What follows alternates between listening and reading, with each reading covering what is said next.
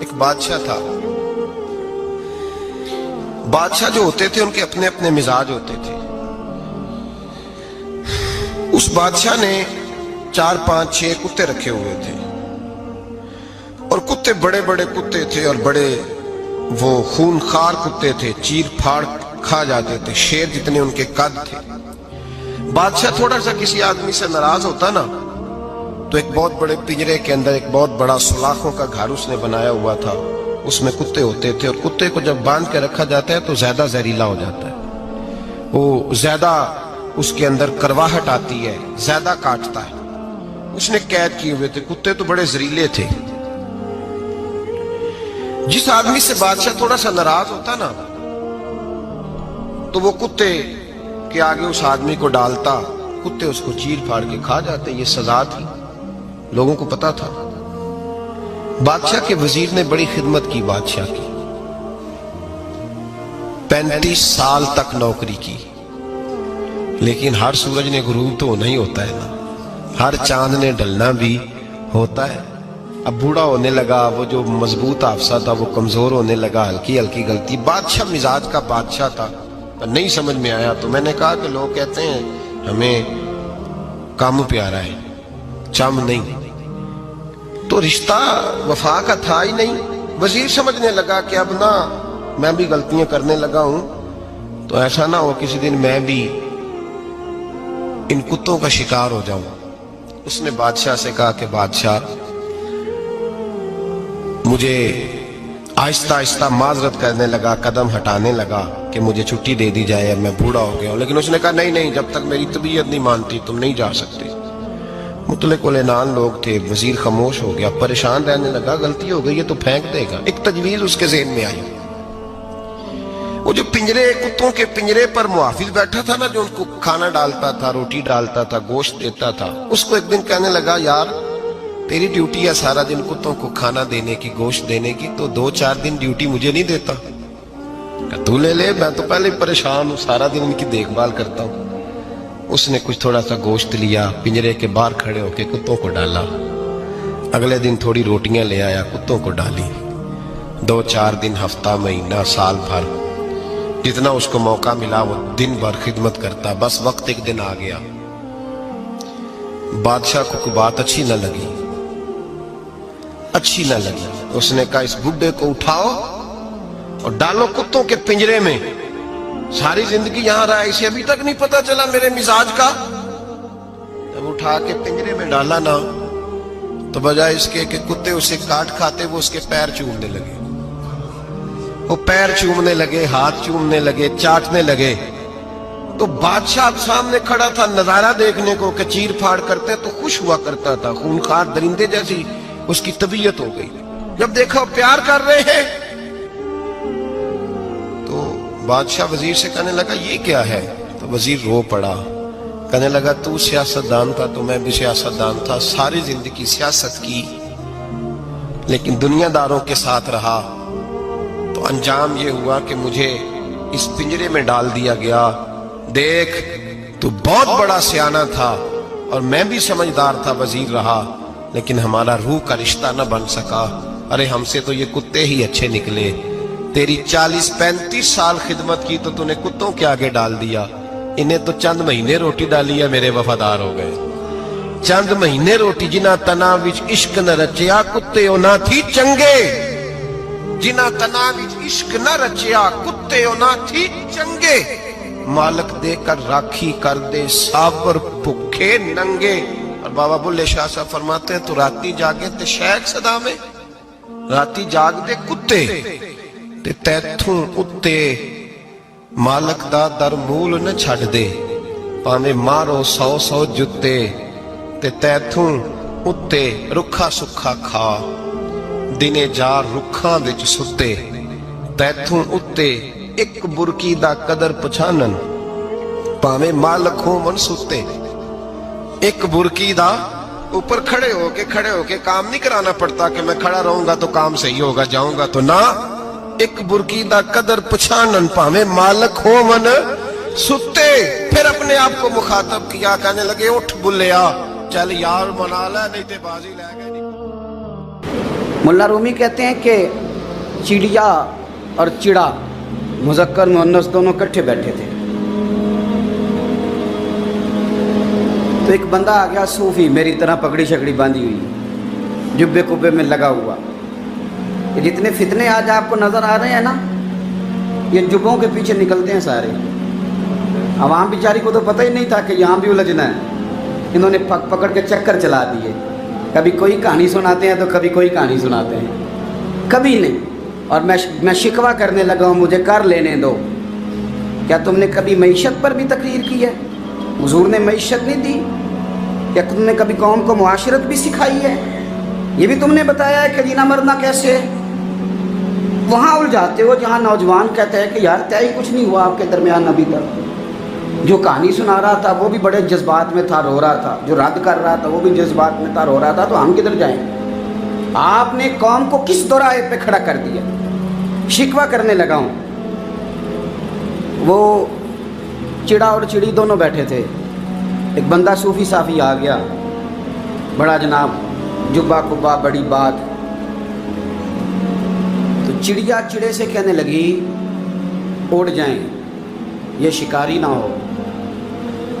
तो चिड़ा कहने लगा नहीं, शिकारियों का लिबास और होता है, ये तो दरवेशों का लिबास है, रहने दो, बैठे रहते हैं। उसने बड़ा समझाया चिड़िया ने, पर चिड़िया की बात मानता भी कोई नहीं ना। कभी कभी मान जाए करे, फ़ायदा होता है। अब चिड़िया की माने कौन? चिड़िया को तो लोग छोटा जानते हैं। तो वो चिड़ा बैठा रहा, पर वो बंदा आया। आए हाय, आप यकीन करें, लोग मेरे पास आते हैं तो वली समझ के आते हैं। वो जो मेरे पास वली समझ के, दरवेश समझ के आया, उसे सवाब मिल गया। लेकिन अगर मैंने धोखा किया तो क़यामत में मेरी सज़ा बढ़ जाएगी। मुझसे मेरा रब पूछ लेगा, वो तो ठीक था, वो तो तेरी पगड़ी दाढ़ी देख के आया था, तू अपनी बात बता, तेरे अंदर क्या था? तो वो करीब आया ना, वो सूफी दरवेश, इल्ला माशाअल्लाह, उसने ना गुलेल पीछे छुपाई हुई थी। उसने गुलेल निकाली और मारी और चिड़ा मर गया। चिड़िया बड़ी परेशान हुई। उसने जाके बादशाह को शिकायत की, जंगल के बादशाह को, शेर को। शेर ने कहा तू फिक्र न कर, बंदा पकड़ लेते हैं। बंदा पकड़ लिया, गिरफ्तार कर लिया, सामने आ गया। तो चिड़िया कहने लगी, शेर कहने लगा चिड़िया से कि अपना पकड़ तो हमने लिया है, सज़ा हमने नहीं देनी। अगर ये बात आपकी समझ में आ गई ना, मसला सिर्फ लीडरों का नहीं, कारकुन भी बड़े ख़तरनाक हैं। नाराज़ हो गए हो? मसला मुरीदों का नहीं, ये पीरों का नहीं, सिर्फ ये मुरीद भी नहीं कहीं हिलने देते। ये भी नई से नई कहानी रोज़ बना के लाते हैं और आके सुनाते हैं। सुनो, वो चिड़िया से कहने लगे, बादशाह सलामत, शेर साहब कहने लगे कि सज़ा तेरी मर्ज़ी की देनी है, तू बता क्या सज़ा दे। तो चिड़िया रो पड़ी, कहने लगी बादशाह इसे सज़ा कोई नहीं देनी, एक बस हुक्म देना है। उसे कहा वो क्या? तो वो कहने लगी इसे हुक्म करें, अगर इसने शिकार करना है तो लिबास भी शिकारियों वाला पहने। इसने लिबास सूफियों वाला पहनना है और अंदर से शिकारी है। बस इसे हुक्म करते हैं कि इसने शिकार करना है तो लिबास भी। अल्लाह करे आपकी समझ में बात आए। और सियासतदान, तूने लिबास पहन लिया है, खिदमतकार है तू शिकारी।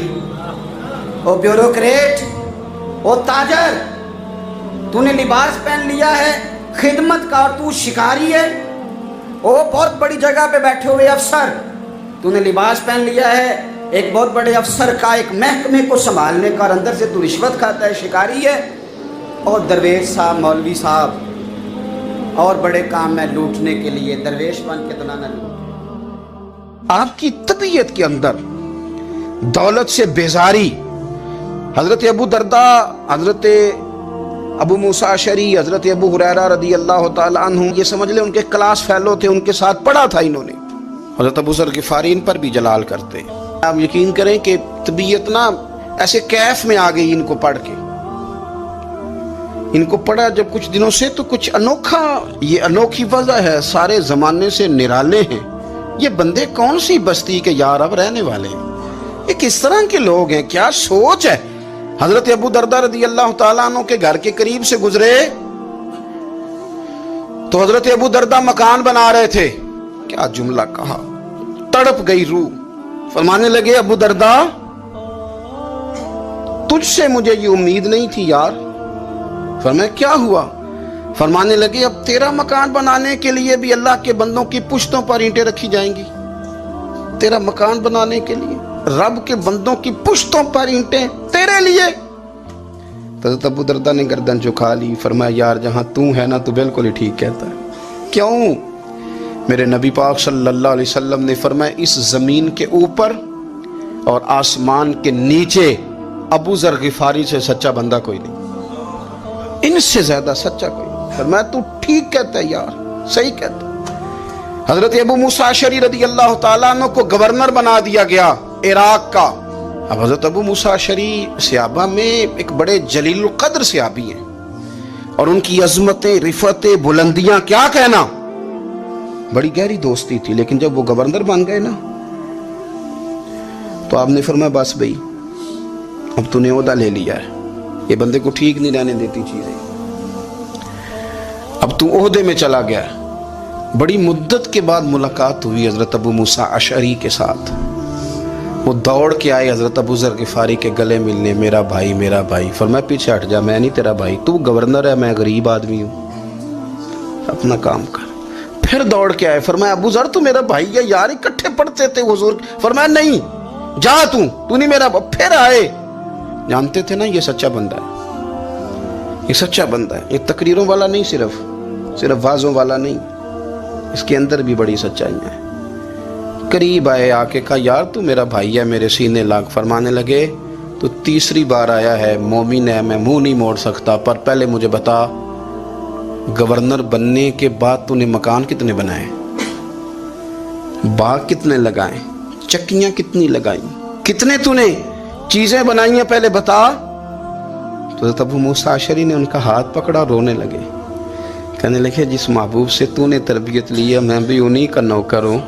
جن کپڑوں میں میں عراق گیا تھا میرے آج بھی وہی ہیں. یار کیا بات کرتا ہے تو، میرے وہی ہیں. مجھے بتا اگر یہ عہدے خدمت کے ہم نہیں لیں گے تو پھر کیا ظالموں کو دیں گے، غیروں کو دیں گے؟ نہ کر، کچھ نہیں بنایا.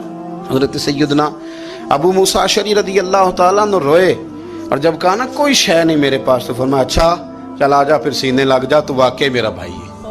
پھر حضرت ابو ذر غفاری نے محبت فرمائی.